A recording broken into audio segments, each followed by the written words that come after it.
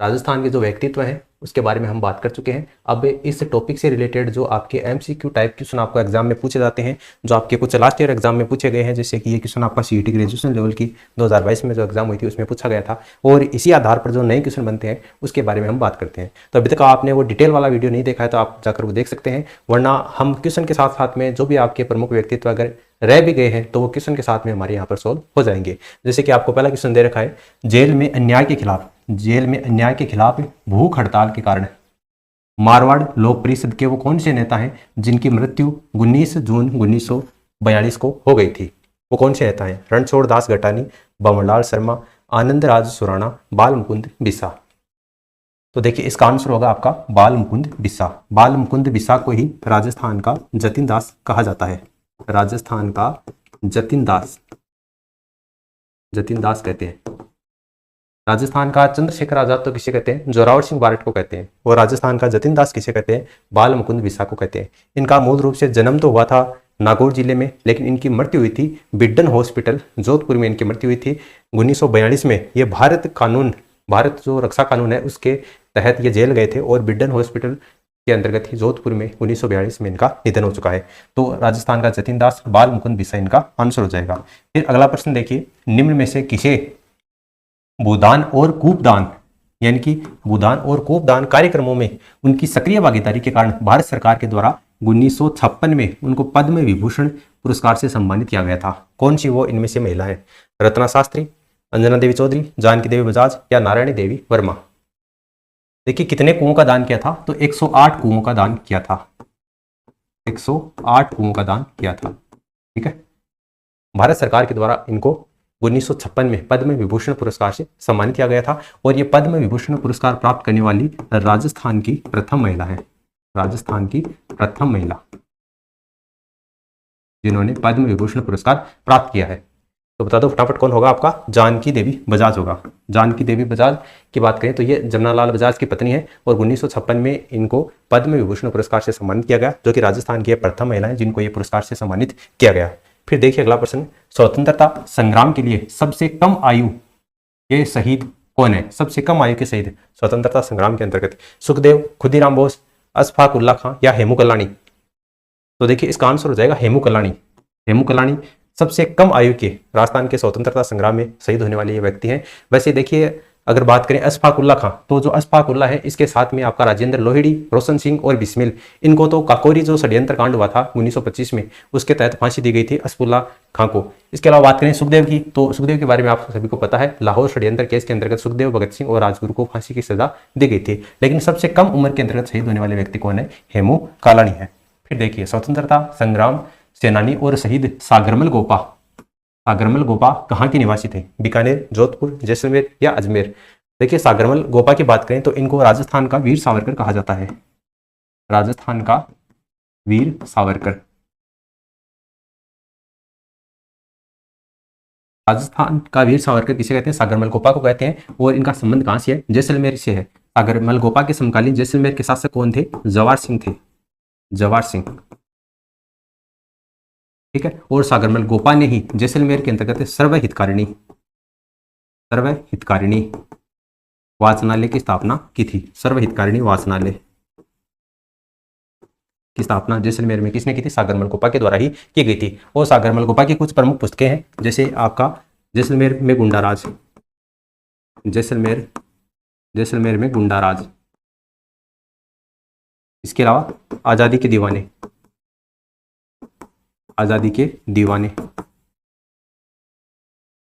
और रघुनाथ सिंह का मुकदमा।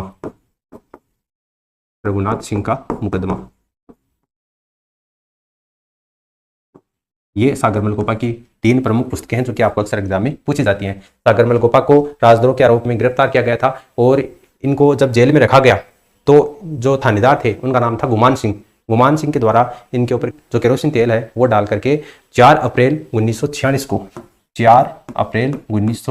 को इनको जिंदा जला दिया गया था। तो सागरमल गोपा की मृत्यु कब हुई थी? 4/4/1946 को हुई थी, और 1986 में इनके सम्मान में डाक टिकट भी जारी किया जा चुका है। तो सागरमल गोपा का संबंध कहां से था? आपका जैसलमेर से था। फिर देखिए अगला प्रश्न है, स्वतंत्रता संग्राम के दौरान निम्नलिखित में से कौन सी महिला जेल नहीं गई थी? ठीक है, जेल नहीं गई थी वो पूछा है। आप एक जल्दबाजी में क्या करता है, जेल देखते हैं और उसके बाद में अंजना देवी चौधरी देखते हैं और आप टिक करा आते हैं, घर आकर संभालते हैं तो वो आपका गलत हुआ आपको मिलता है। तो यहाँ पर आपको जल्दबाजी नहीं करनी है एग्जाम के अंतर्गत, खास तौर से कौन सी जेल नहीं गई है वो आपको बताना है। देखिए अंजना देवी चौधरी की बात करें तो ये तो रामनारायण चौधरी की पत्नी थी, रामनारायण चौधरी की, और स्वतंत्रता आंदोलन के दौरान गिरफ्तार होने वाली पहली महिला, स्वतंत्रता आंदोलन के दौरान गिरफ्तार होने वाली प्रथम महिला जो कि जेल गई थी वो कौन थी, आपकी अंजना देवी चौधरी थी, जो कि रामनारायण चौधरी की पत्नी थी।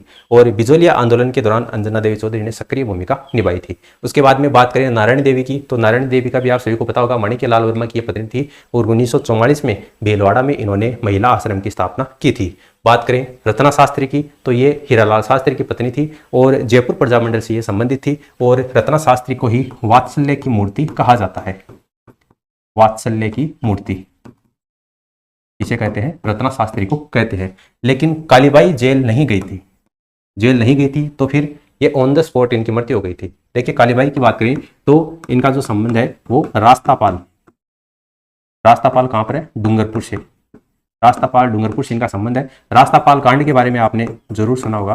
रास्तापाल कांड कब हुआ था, 18 जून को, 18 जून 1947 को रास्तापाल कांड हुआ था। और 21 जून 1947 को कालीबाई है ये शहादत को प्राप्त हुई थी, यानी कि वीरगति को प्राप्त हुई थी। कब, 21 जून को। एग्जाम में पूछा जाता है रास्तापाल कांड कब हुआ था, तो 18 जून को, और उसके 2 दिन के बाद में कालीबाई शहादत को प्राप्त हो गई थी। और डूंगरपुर में ही आपका जो गेप सागर है, गेप सागर झील के किनारे कालीबाई का स्मारक बना हुआ है। कालीबाई को ही राजस्थान का एकलव्य कहा जाता है, राजस्थान का एकलव्य इसे कहते हैं, कालीबाई को कहा जाता है। राजस्थान में साक्षरता की देवी भी इसे कहते हैं, कालीबाई को कहा जाता है। उदयपुर में राजस्थान महिला परिषद, उदयपुर में राजस्थान महिला परिषद। देखिए इसमें आपको 2 क्वेश्चन है, एक तो राजस्थान महिला परिषद की स्थापना कहां पर हुई थी, तो उदयपुर में हुई थी। किसने की थी, तो शांता त्रिवेदी ने की थी। कब की थी, तो 1947 में की थी। ठीक है, 1947 में आपको ध्यान में रखना है। राजस्थान महिला परिषद की स्थापना उदयपुर में किसने की थी, शांता त्रिवेदी। कब की थी, 1947 में। देखिए अगला प्रश्न है, स्वतंत्रता सेनानी श्री केसरी सिंह बारठ की जन्मस्थली कहां पर है, यानी केसरी सिंह बारठ का जन्म कहां पर हुआ है ये आपको बताना है। नसीराबाद, मांडलगढ़, खरवा या शाहपुरा।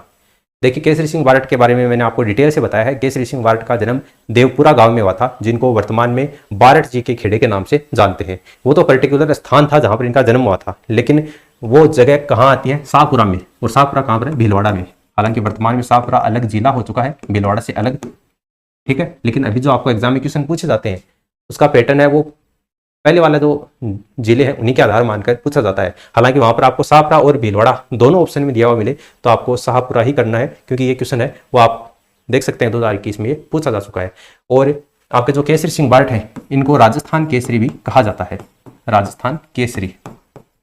हार केसरी तो किसे कहते हैं, सागरमल कोपा को कहते हैं, जबकि राजस्थान केसरी किसे कहते हैं, केसरी सिंह बारठ को कहते हैं। उसके बाद मैंने आपको केसरी सिंह बारठ पढ़ाया था, तब मैंने आपको बताया था कि 1910 में इन्होंने वीर भारत सभा की स्थापना की थी। केसरी सिंह बारठ ने 1910 में वीर भारत सभा की स्थापना की थी। और 1910 में और 1912 में यहां पर तो है वीर भारत सभा और यहां पर है वीर भारत समाज। इसकी स्थापना तो की थी केसरी सिंह बारठ ने, और वीर भारत समाज की स्थापना की थी विजय सिंह पथिक ने। मैंने बताया था आपको, मुझे याद है अच्छी तरीके से।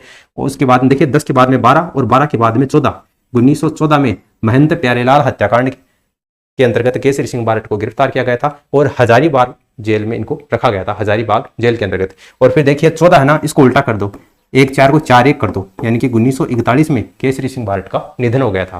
केसरी सिंह बारठ का निधन कब हुआ था, 1941 में। और इनको गिरफ्तार कब किया गया था, 1914 में महंत प्यारेलाल हत्याकांड के आरोप में।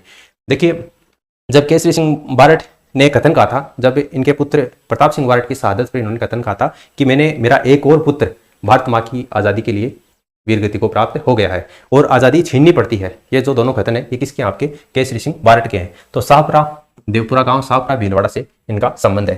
फिर देखिए अगला प्रश्न है, स्वतंत्रता सेनानी हीरालाल शास्त्री राजस्थान के किस जिले से थे। हीरालाल शास्त्री के बारे में आपको बताना है, जयपुर, उदयपुर, बीकानेर या कोटा। हीरालाल शास्त्री का जन्म कहां पर हुआ है ये आपको बताना है। मैंने हीरालाल शास्त्री से संबंधित आपको 2 तो गीत बताए थे और एक इनकी आत्मकथा बताई थी, आपको याद हो तो। गीत कौन कौन से थे, एक गीत इसका था जीवन कुटीर के गीत, जीवन कुटीर के गीत।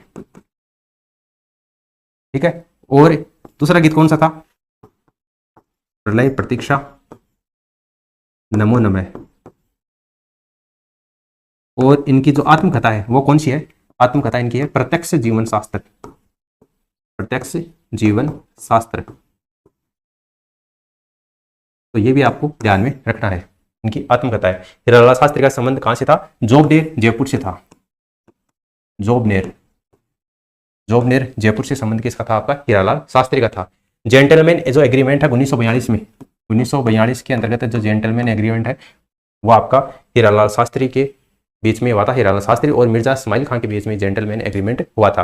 और राजस्थान के ये पहले मुख्यमंत्री बने थे 30 मार्च 1949 को, जब राजस्थान का एकीकरण हुआ था तो उसका जो 30 मार्च 1949 को राजस्थान के पहले मुख्यमंत्री के रूप में चुने गए थे। और 1974 में इनका निधन हो गया था और 1976 में इनके सम्मान में डाक टिकट जारी किया गया था। तो ये बातें आपको हीरालाल शास्त्री के बारे में ध्यान में रखनी है।